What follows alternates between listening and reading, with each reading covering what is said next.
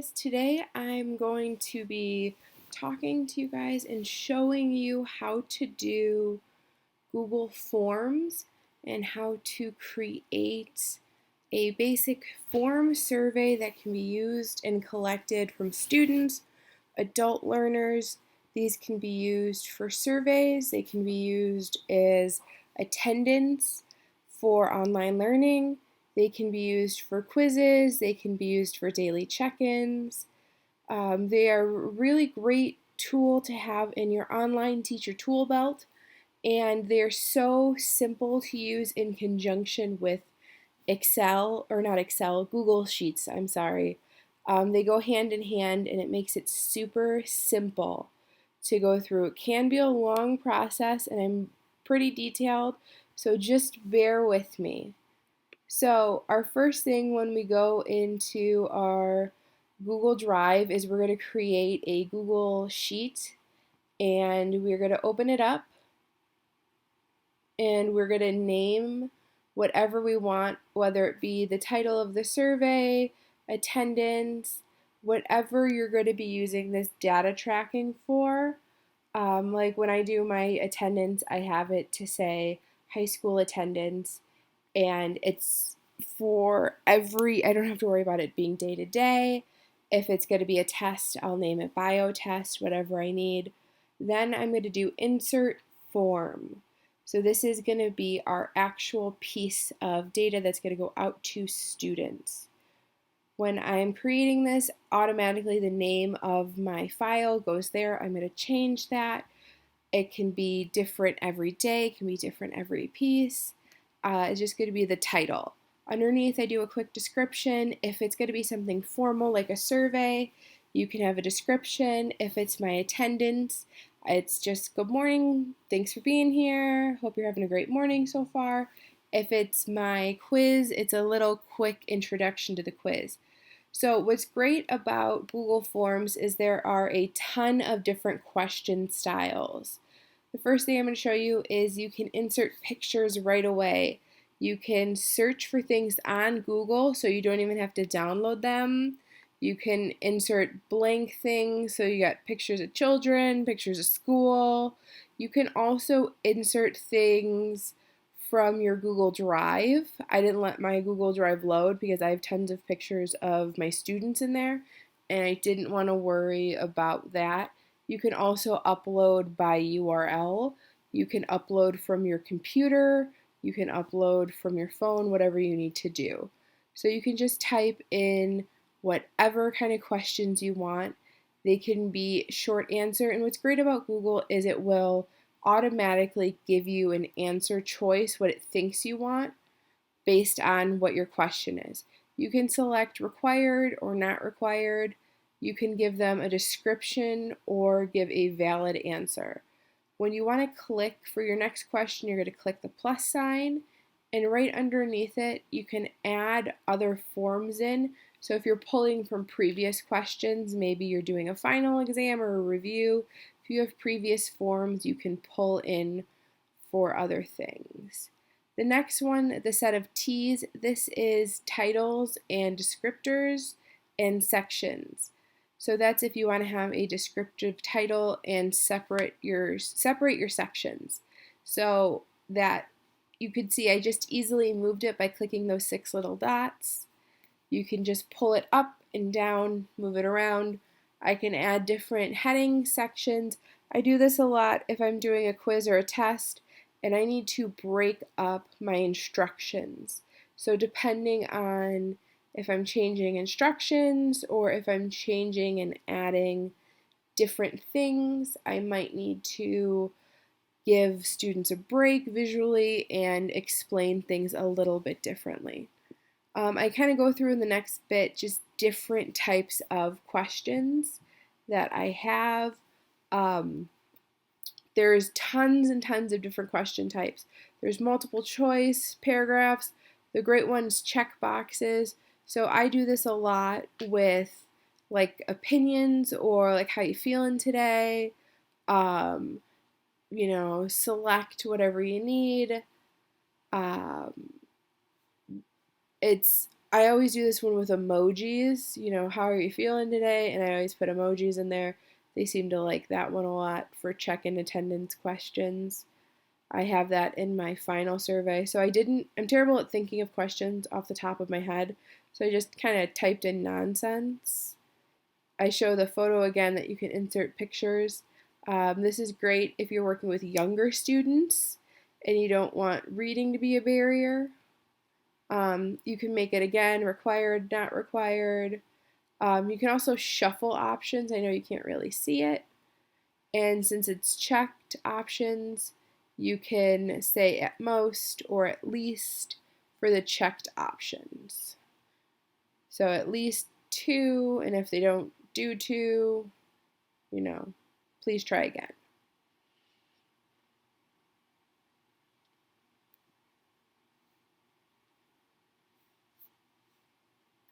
In the description, again, this is just giving more guidance, more directions. Again,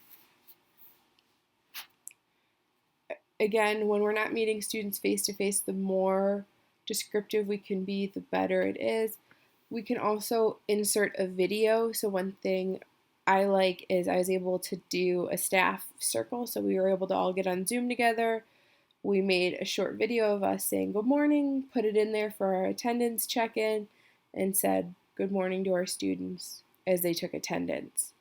You could also have students watch a quick video clip and respond to something in a quick little paragraph. That's a great way to make sure they're getting that instruction and then answering right away. Another one that I really like is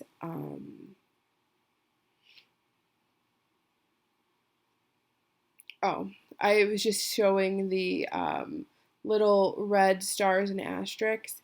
It means that they're required. That might be something you want to talk to students ahead of time. Most adult learners know that the required versus not required might a lot of students being confused. We have a ranking question where students can rank, 1 to 5, what's going on, least likely, most likely to happen. They tend to like that one as well. This is more of opinion based, more SEL skills. Always good. Finally, I have the multiple choice grid. I use this a lot in science. It's also good for math. And then there's the checkbox grid where you have rows and columns and they can select out of, this is great also for survey data, they can select out of like most likely, least likely, and it's good for matching questions in science as well. So I do it a lot with structure function to say like the arms, the hinge joint. The hinge is good for pulling or pushing or extending, and then they have to click what it is. Again, you can move the pieces around just by clicking the 6 dots. You just have to have more than one option. You can just click by adding more and then just move them around. As you scroll down, you can see that you can require a response in each row. When you see the final survey, you'll see that it looks a lot different like that. You can move them around. You can also move questions around. You can add sections wherever you need to. When you continue to the next survey, it's actually a different page. So it'll say next, go to the next part of the survey, which is great. So that way students don't get overwhelmed or survey takers don't get overwhelmed about how long the survey is. This also just breaks up all of the information that they're getting so they're not overwhelmed. You can change topics, you can change question types, you can take anything that they're doing and just kind of give them a second to breathe, refocus, do whatever they need to do. When you want to reorder the sections, you can, again, just drag and drop, completely moving the order around. Google Forms is super user-friendly. There's lots and lots of options for what you can do.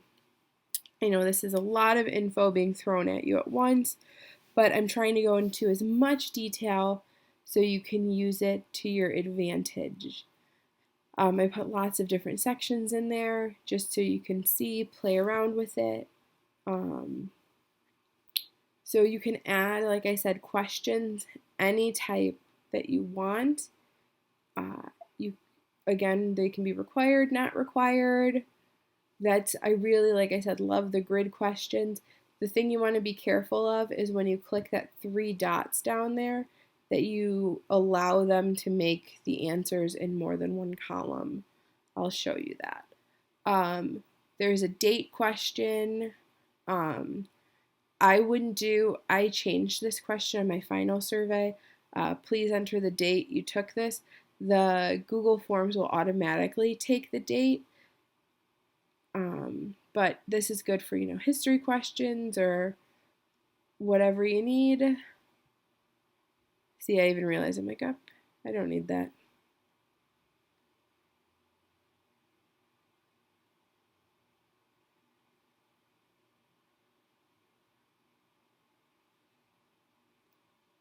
And then another option that I've done is you can upload to your Google Drive, from your Google Drive, and have students or participants read something.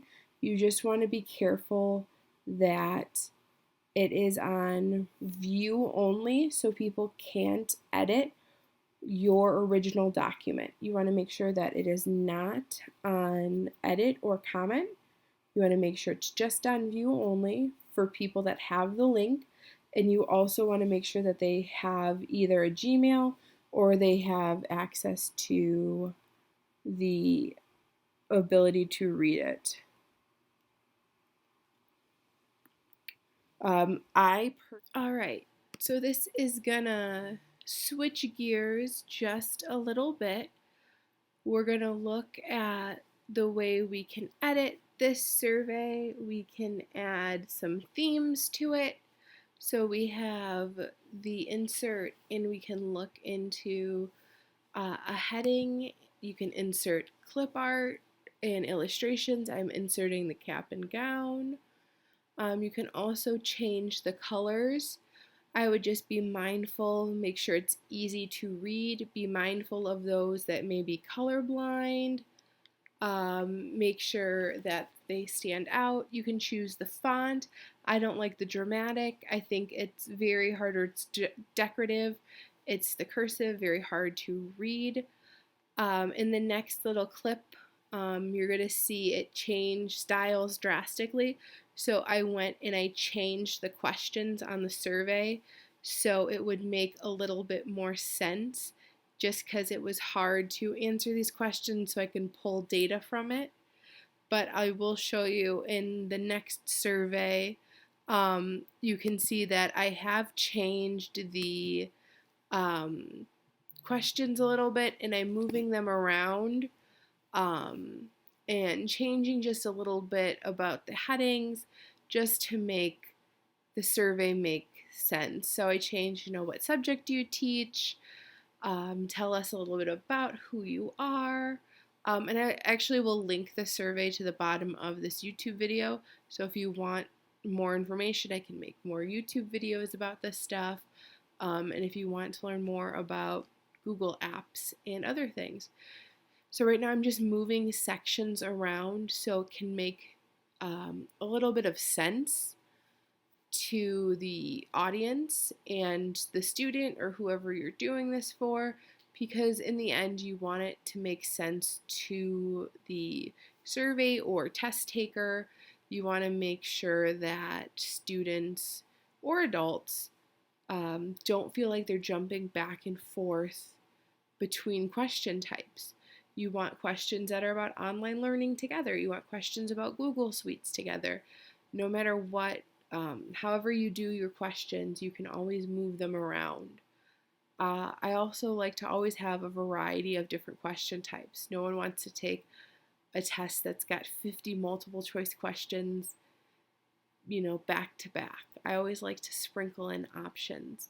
Another great thing about Google Forms is you can make this a test and Google will grade it for you.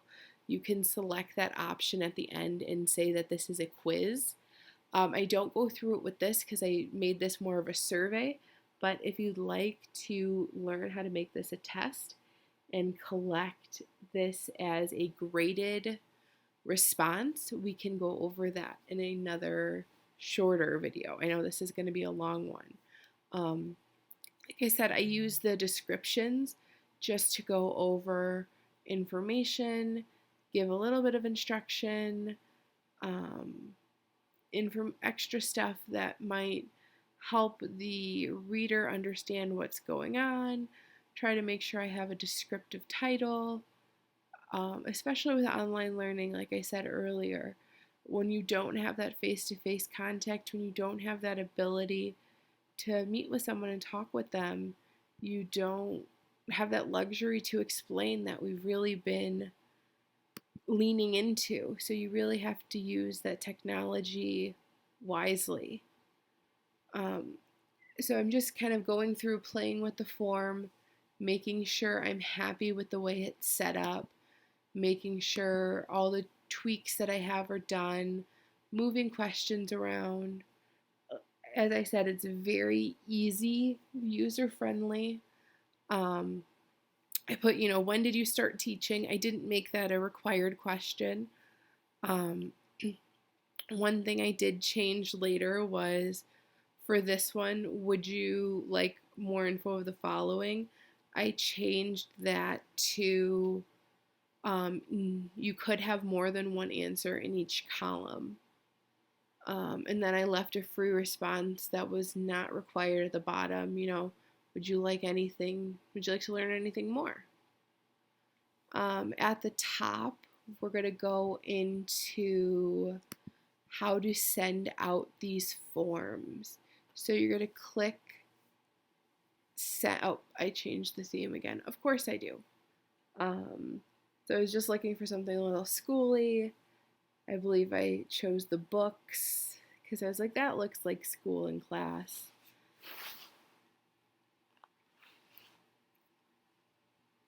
But for Google Forms, like I said, it's very user-friendly, very easy to use. Google has integrated all of their Google apps together to make it simple for you to use and manage all of your data.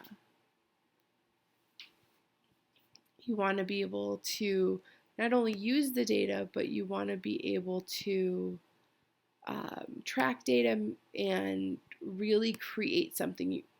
So when we use this form in conjunction with Excel, like I'm showing you here, so we've already created the spreadsheet where it's going to go. So I'm just double checking that all of our responses are going to go to that spreadsheet that we've created already. So when we send out these email forms, you're going to click send. I'm going to type in my, this is my email I use for my YouTube channel, hortonscience40@gmail.com. You can also send it out as a link. I always change up the message, give a little bit of direction, instruction. You can send it as a link or shorten the link, which is really nice because then you can post it somewhere and people can just click it. I've posted it in my Google Classroom for students to take forms, and I've made it so they can't have any other tabs open if they're taking a quiz. You can put a long list of your contacts in there. Whatever you want to put in there. I also include the form in the email just because it makes it a little bit easier for the person taking the survey. All right, so once the responses and the emails go out and the person fills out the form, the responses come back to our Excel sheet, which is great. So we can monitor the data and we can look at all the info we have. So one thing I like to do is move the headers around and kind of change them so I can view them easier. So I just did a lot of deleting just so I can see, changed it to doc, changed it to um, moving around so I could see things a little bit easier, um, moved and resized all the Excel columns. We could also take this information and we could make, once we have more people taking this information, we can make charts, we can make bar graphs, line graphs, we can take averages, we can do any kind of statistical analysis on this information. If this is a survey for research, um, we can do anything that is necessary for that using just basic Excel. But that, or Sheets, I'm sorry. I know I keep saying Excel, but I know it's Google Sheets. This has all the processing power of Google Sheets now that you've connected your form. And your Google form is still on the bottom. Now, if you're tracking something like tests or quizzes, you still have the ability to add a sheet across the bottom and stay connected and add another form by still keeping the data together. I do this for like daily attendance. If you have any more questions, feel free to email me at the email that's listed and let me know. I hope that you find this helpful. Bye-bye.